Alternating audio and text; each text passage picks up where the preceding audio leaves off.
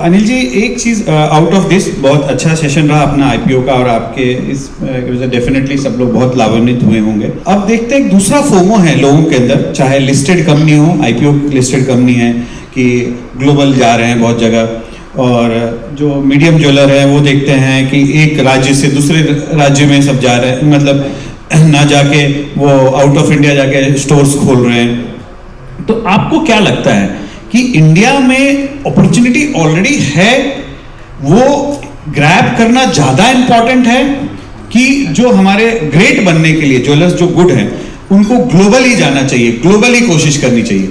बहुत अच्छा सवाल है। दो तरीके हैं। फॉरगेट कि आप ज्वेलरी बिजनेस में, चलिए मनोज जी आप एक बिल्डर हैं, बिल्डिंग्स बनाते हैं, आपके पास दो ऑप्शन है। आप मुंबई के जुहू या वर्ली इलाके में रहते हैं, जो वन ऑफ द कॉस्टलीस्ट इलाका है हिंदुस्तान का, ठीक है।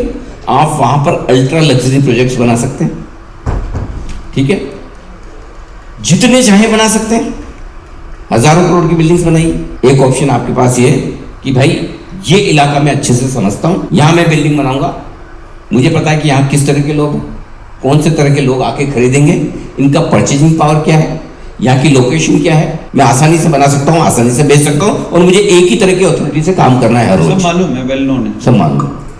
उसमें भी आप ग्रो कर सकते हैं, अच्छा खासा कर सकते हो। भाई कोई बॉम्बे में एक एरिया बताइए या एक ही बिल्डर बना रहा हूँ, 50 मिल जाएंगे, हर तरीके मिलेंगे, छोटे से लेकर बड़े से बड़ा। जी। एक तरीका वो कि मैं अपना एरिया डिसाइड कर लूँ, इलाका, ये मेरा इलाका है और यहाँ का मैं बादशाह हूँ। यहाँ कामाख्या ज्वेलर्स की अगर शॉप है तो उसका प्रोडक्ट प्रीमियम पे बिकेगा, क्योंकि मेरी रेपुटेशन इसलिए, और मैं अभी इस सिटी में 5 स्टोर है, मैं 25 भी कर सकता हूँ, उतना पोटेंशियल अगर है उसमें, तो आप वहां करिए। दूसरा तरीका ये कि नहीं, मुझे तो ये राइजिंग इंडिया है, एक अलग ऑर्बिट शिफ्ट हो रही है देश की, और मुझे तो उसका पूरा फायदा उठाना है, और मैं हर एक ज्योग्राफी में जाना चाहता हूँ। जैसे अभी सर मिले थे वो जो आपके यहाँ पहली बार ही आए हैं, शायद कपूर साहब है, जो भीमा ज्वेलर्स, आप साउथ से नॉर्थ जा रहे हैं, राइट। अब साउथ से नॉर्थ जाने के दो कारण हो सकते हैं, या तो उन्हें लगता है कि नॉर्थ का मार्केट भी बहुत लुक्रेटिव है, मेरी वहाँ प्रेजेंस होनी चाहिए। दूसरा तरीका ये हो सकता है कि मैं तो साउथ का ही एकदम किंग बन के रहूँगा। अल्टीमेटली आपकी ग्रोथ आपको विजिबल होनी चाहिए, वो आप किसी भी तरीके से लाएं, करेक्ट। सिर्फ इस रीजन से आपको ग्रो नहीं करना है, चाहे देश में चाहे इंटरनेशनल मार्केट में, कि एक कर रहा है इसलिए मुझे भी करना है, कोई और कर रहा है इसलिए मुझे भी करना है।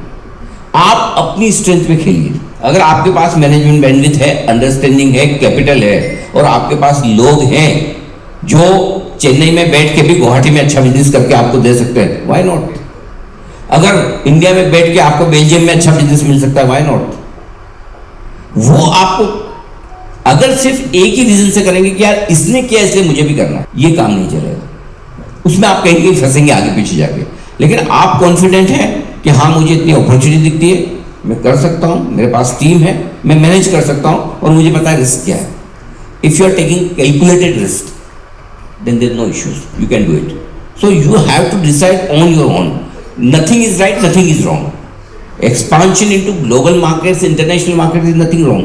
But if you cannot manage it, because क्या होता है, हर कंट्री के अपने रूल्स रेगुलेशन है। फोमो में नहीं जाना चाहिए, फोमो में नहीं जाना, फोमो में किसी में नहीं जाना, इक्विटी मार्केट में अलग बिजनेस है, राइट। सो अगर आप जा रहे हैं नई कंट्री में जा रहे हैं, वहाँ के अलग अलग रूल्स रेगुलेशन है, वो आपको समझने पड़ेंगे, वो आपको समझ एक्सपर्टाइज बनानी पड़ेगी। आप वो कर सकते तो क्यों नहीं, आपको लगता है कि, लेकिन सिर्फ ये कि अब मैं लिस्ट हो गया हूं, हर क्वार्टर में अनिल जी के पास इंटरव्यू जाऊंगा, अच्छा भाई साहब कितने स्टोर खोले, हमारे सेनको गोल वाले सेन साहब आ जाए, अच्छा सेन साहब बताइए, अरे इस बार 15 ही खोले सर, पिछले बार तो 30 खोले थे, क्या हो गया धंधा।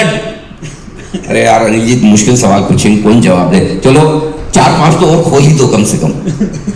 वो चीज अगर आ जाती है ना, तो फिर आपके लिए मुश्किल है, राइट। और स्पेशली जब आप पब्लिकली लिस्टेड हैं, तो आपको एक्सपेंशन बहुत सोचो, आपको अपनी स्ट्रेंथ में खेलना है, आप किस चीज में। सॉरी इन बिटवीन में रोका मैंने आपको। जो बहुत लोग की ऐसी सोच है कि मैं टीवी पे जाऊं, लिस्टेड कंपनी हो, अगली बार वो अनिल जी पूछेंगे ग्रोथ क्या किया आपने, मतलब कितने स्टोर और आगे बढ़ाए, अगर वो नहीं बताया तो हमारे शेयर्स को डेंट मिला, मतलब पब्लिक रिटेल जो पब्लिक है उसको भी ऐसा लगता है यार कंपनी कुछ ग्रो नहीं कर रही, बिजनेस बढ़ रहा है लेकिन एक्सपेंशन कुछ नहीं। तो एक्चुअल में ऐसा आपको लगता है कि लोग सोचते हैं कि वो जब तक नंबर ऑफ स्टोर्स ना बढ़े, वो टर्नओवर ना बढ़े, तब तक वो शेयर प्राइस में बेटर रिजल्ट ना मिलेगा? ऐसा लगता है कि आपको हर क्वार्टर में उनको जरूरी है कि नए स्टोर्स जैसे वो गाडगिल हैं, सेंको हैं, थंगामेल है, उनको क्या लगता है कि पब्लिक को दिखाने के लिए हर क्वार्टर में नया स्टोर खोलना जरूरी है? बहुत अच्छा सवाल है। मैं सेन साहब से पूछता हूँ, उनका शेयर लिस्टेड है सेनको गोल्ड, हर मिनट में उनके शेयर का भाव बदलता है, इवन हर सेकंड में बदलता है। सेनको साहब के बिजनेस में क्या बदलता है हर सेकंड? बिजनेस में कुछ नहीं बदलता, तो फिर भाव क्यों बदलता है? वो आप सोचे नहीं। सी प्रॉब्लम क्या है, मार्केट सेंटिमेंट पे चलता है, राइट? हर सेकंड सेंटिमेंट बदलता है और कुछ नहीं बदलता। अगर एचडीएफसी बैंक का भाव हर मिनट बदल रहा है, एचडीएफसी बैंक का बिजनेस थोड़ी बदल रहा है। नहीं। और अगर सिर्फ रिजल्ट्स पे और इसी के हिसाब से स्टॉक ऊपर नीचे होना चाहिए, तो 3 महीने में एक ही बार स्टॉक, जिस दिन रिजल्ट आया आज इसमें ट्रेडिंग होगी, जिस कंपनी का आज रिजल्ट आ रहा है, बाकी नहीं होगी। ऐसा नहीं होता। ऐसे में आपको ये समझना पड़ेगा कि ये मार्केट है ना बहुत सेंसिटिव है, और इसको आपको 2 तरीके से हैंडल करना। जितनी भी लिस्टेड कंपनियां, मैं उनको ये बताना चाहता हूँ, आपको 2 तरीके से मार्केट को हैंडल करना। एक, आपको मार्केट को लॉन्ग टर्म में क्या चाहिए वो आपको बहुत क्लियरली बताना है। फॉर एग्जाम्पल, आपकी शेयर होल्डिंग पैटर्न में 10% रिटेल के पास स्टॉक है, 30% आपके पास इंस्टीट्यूशन है, 60% प्रमोटर के पास है। अब आपके पास ये 40% जो इक्विटी प्रमोटर से हटके है, ये बहुत सेंसिटिव है। इनमें कुछ लोग ऐसे होंगे जो आपका 2030 का विजन सुनेंगे, समझेंगे और बोलेंगे बॉस फर्स्ट क्लास, 2030 में इस कंपनी का आज बिजनेस 1 लाख करोड़ का है, 3 लाख करोड़ हो जाएगा, 2 लाख करोड़ हो जाएगा, जो भी हो जाएगा, and I am happy with that, और ट्रैक पे चल रही, ठीक है, कोई दिक्कत नहीं। अगर उस बिजनेस में किसी क्वार्टर में कोई अनएक्सपेक्टेड ऐसा एक्सीडेंट हो गया, तो ही वो इन्वेस्टर आपका उस पर रिएक्ट करेगा। दूसरा एक इन्वेस्टर ऐसा है जो कहता तो है कि हाँ यार मैं भी 5 साल के लिए लेता हूँ ये शेयर, वो हर क्वार्टर में आपका शेयर का हर क्वार्टरली अपडेट देखेगा, मंथली अपडेट देखेगा और डिसाइड करेगा, भले वो 5 साल। कई बार हम कहते हैं ना कि आप शेयर खरीदो 5 साल के लिए, 10 साल के लिए, अगली जनरेशन के लिए। It doesn't mean that you don't look at that share again, don't track it, you have to track it, and in that case every quarter becomes important, and if you can't handle that pressure, then don't go for listing, because this market, if it gives you 20, 30, 40 times of what you are earning, then it's demanding.